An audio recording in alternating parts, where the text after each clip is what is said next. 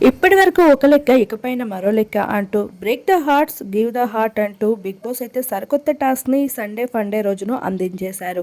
అయితే ఎవరు ఎలిమినేట్ అవుతున్నారు అనే విషయం ఇప్పటి వరకు చెప్పకపోయినా అందరికీ తెలిసిందే అభయ్ నవీన్ ఎలిమినేట్ అని. రెడ్ కార్డ్ ద్వారా వెళ్లాల్సిన వ్యక్తి ఈరోజు స్టేజ్ పైకి వచ్చి ఎలిమినేట్ అవుతున్నాడని చెప్పుకోవచ్చు. అయితే ఇప్పటికే సీక్రెట్ రూమ్ అనే వ్యవహారం బిగ్ బాస్ హౌస్లో ఎప్పుడు నడుస్తూ ఉంటుంది. అయితే విన్నింగ్ రేస్లో ఎప్పటికైనా నిఖిల్ని విన్నర్ చేయాలి అనుకుంటూ వచ్చేసిన అభిమానులు ఈరోజు నిఖిల్కి సీక్రెట్ రూమ్ కావాలంటూ కనిపిస్తున్నారు.